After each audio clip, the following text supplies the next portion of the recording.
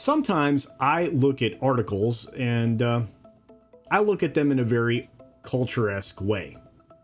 Snobby, self-aggrandizing adjective aside, it's actually true. Oftentimes, when writers and trades put articles together, they kind of show their hand, or in this case, the industry's hand. I would use a more profane word here, but normally during business hours, I try to keep it PG-13. With the recent release of Don't Worry, Darling, well, we had an interesting confluence of events. The director was exposed for telling multiple lies. A starlet wanted nothing to do with the director after shooting the film because of a rumored affair with her co-star, the director and the co-star, I'll be more clear, and a phantom spitting incident that basically changed the conversation for a day or two. And there were a couple more controversies along the way, but we'll set those aside to move on. Hollywood PR units of all stripes jumped into action almost immediately to try to gin up the hype in every possible way around the film, utilizing the controversies. But it didn't seem to matter very much. Why? Because basically this was the only new studio film that was going to be in cinemas for the weekend. And it did all right. I'm not going to say it didn't. It was probably going to overperform regardless, with pretty much no new competition, and with films falling off fairly significantly, like The Woman King and other things as well. What it also did was inform Hollywood, whether they realize it or not, chances are they don't, that essentially controversy or anti-marketing or anything like that doesn't help a film at the box office, at least not in the modern age. This was further solidified, of course, by Elizabeth Banks's disingenuous and revisionist responses to her failed Charlie's Angels film as well. But of course, we'll deal with that at another time. Grant, cue the intro.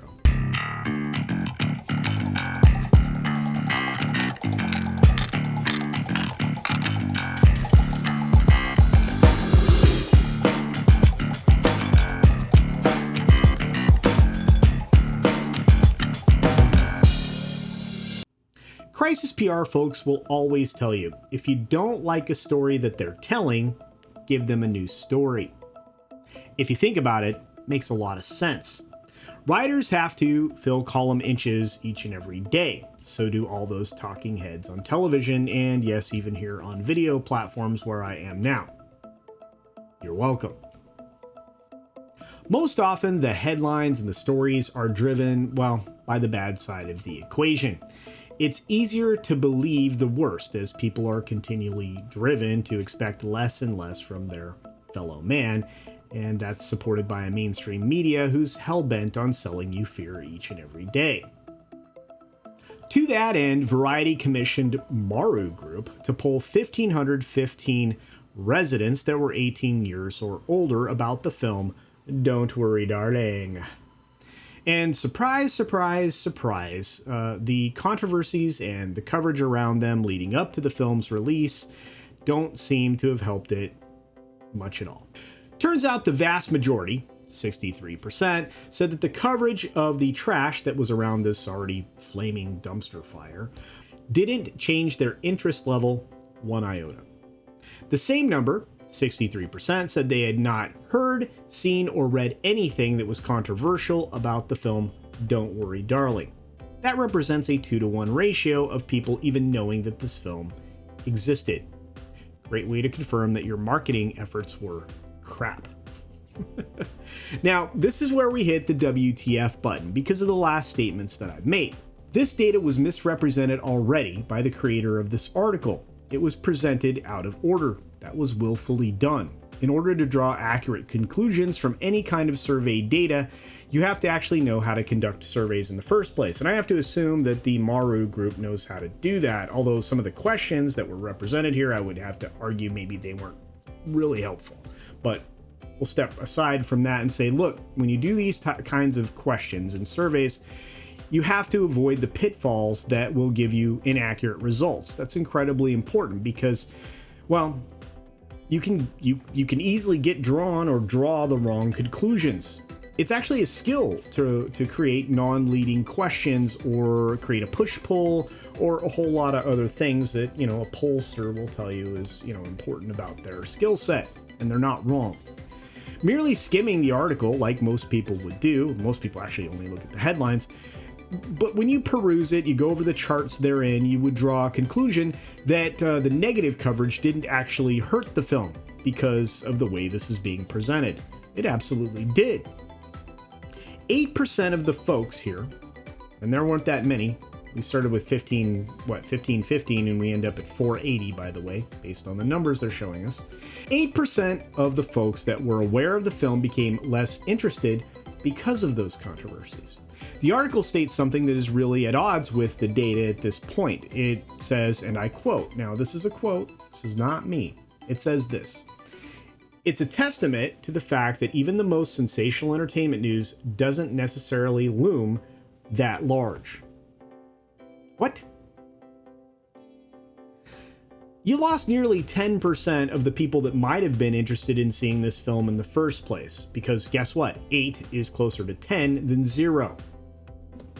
It's a weird statement to make there, Variety, or whoever's writing this article.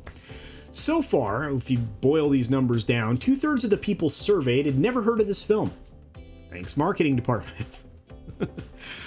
Of the remaining 480 people, 39 said the controversies reduced their interest. Well, if they had some interest and then it was reduced, that's less interest. That's basically them telling you, no, I'm not interested in this film. That's a pretty decent sized number of humans. So we're starting to add up here. Now we get to the payoff of basically some of the most epic spin that I've ever seen. In fact, the uncredited writer for this VIP article should be working for Satan himself, or replacing the embarrassingly inept White House press secretary that we currently have right now. Cogent political swipe aside, let's get to the next quote. "But of those who have heard of the film, those who wanted to see it, were nearly 3 times as many as those who didn't." Okay. "And twice as many as those who weren't sure." Why did you add that? Oh. The amount of mental gymnastics here is amazing. It's incredible. First of all, the not sure crowd, that's a no. "It seems to me that maybe pretty much always means no." Yeah, you were told that forever, because that's what it means, right? When you went and asked your parents for something and they said maybe, that was a no, and you knew it, right? That's a no. So that means you have actually 46% of people saying, "Nah, pal, I am not interested in this." So 259 people of 1,515 people surveyed said they were going to see this film. That's 1,256 people that weren't going to see this film. Those are not good numbers. My thoughts here are this: don't try and sneak stuff by me or my audience, because, well, you're going to get exposed.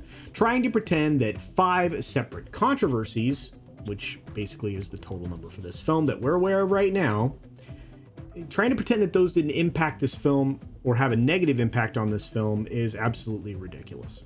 When you extrapolate from the sample size, the sample of numbers here, of the people that were potentially turned off by this film, this mess of a film, by the way, the reviews are not good, that's a huge number of people that they're not going to see your thing. You got to realize that the marketing around this film was very poor. 2/3 of people didn't even know it existed. And then you take into consideration that every single point drawn from the data in this particular article is completely wrong. They're looking at the wrong information, or they're looking at the information and they're interpreting it wrong, which, again, there's a skill behind reading polls. There's a skill behind crafting polls. Worse yet, in this article, there is an attempt made to say that the respondents, again, the respondents that were still aware and interested in this film, thought that the criticism of Wilde was sexist. That was actually, they're trying to describe it as being the majority of respondents who were aware of this film. And that's a complete fabrication. Once again, the article sums up with a final bad take by stealing an idiom which is often used to defend bad takes. There's little question that Darling put to the test the adage that there's no such thing as bad publicity. While all the scandals clearly generated a ton of earned media for the movie. The debate will rage on as to whether or not that was a good thing. What debate? There's no debate. The numbers clearly show that this was very bad for the film. You lost basically 8 to 10% of your audience that were even aware that this thing existed because of these controversies. There were 25% of the people that were polled that were aware of all 5 of the controversies, that were aware that this movie existed. You understand how I'm having to jump through some hoops here to say there were a lot of people that didn't know this film existed?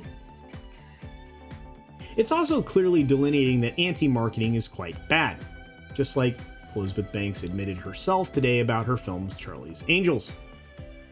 Or I guess that was yesterday or the day before. They all blend into each other. The fact that the whole industry knows this to be true and they just can't help themselves is astonishing. I'm flabbergasted. Or at the same time, not surprised. But hey, what do you think? Do you think that these numbers were intentionally misrepresented in this VIP piece? Go through it. Clearly obvious. Do you think that controversies actually sell films better than good marketing for good films? No, bad film's just a bad film. And finally, do you think that the author of this article should be a crisis PR person? Based on this spin and outright willingness to misrepresent stuff? Bingo. Anyway, please give me your thoughts down below. Use that comments box for something. It helps because it drives engagement, and that's incredibly important here on this platform. If you talk to any of the creators like myself, it's actually useful on all platforms. So comment, subscribe if you're not already. Please subscribe. That little red button, it's free. Well, of course, share my content. That helps. But the comments really drive engagement, really helps. And I'll say that for everybody. All of the independent creators out there that you like, that you love, that you appreciate, be sure you're subscribed and the notifications are turned on. And you've got, the like button on the stuff that you like and comment on the videos and all that. It does help. It really does. I'm not kidding. And with that, I'll end the video the same way I always do. Be sure to take care of yourself. Take care of others. Wash your hands, of course, because it's good hygiene. And until next time, bye.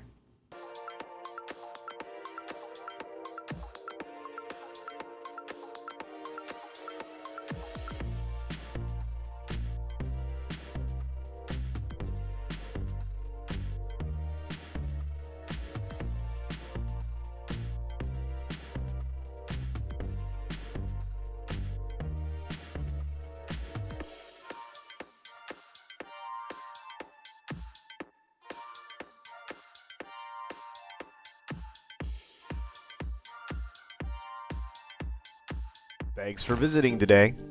Be sure you're subscribed and hit that for alerts. Yay! Of course, like and share all of the videos that you can as it helps with the algorithm. Have a great day.